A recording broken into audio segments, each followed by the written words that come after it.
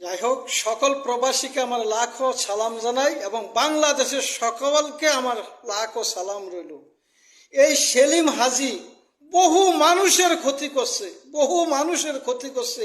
এই সেলিম হাজীর 3 বার ফাঁসি হইলো, এই ক্ষতির পূরণ হবে না। আমি দ্রুত সেলিম হাজীর ফাঁসি দাবি করছি প্রবাস থেকে। সবাই আমার লাইভটা শেয়ার করিবেন, এইটুকু আমি চাই। এবং এই সেলিম হাজীর মতো আরো কত মানুষ আছে, সেলিম হাজীর মতো অত্যাচারী, ধ্বংসকারী, লুবি, পাপিষ্ট, এদেরকে ধরে ধরে না ফাঁসি দেন। এটি আমরা প্রবাস থেকে কামনা করি। আমি চাই বাংলাদেশ সরকারে যেন এদের ফাঁসি দেয় দ্রুত। সেলিম হাজীর মতন আরো কিছু জল্লাদ আছে, আরো কিছু দানব মানুষ আছে, এদের ফাঁসি হওয়া উচিত।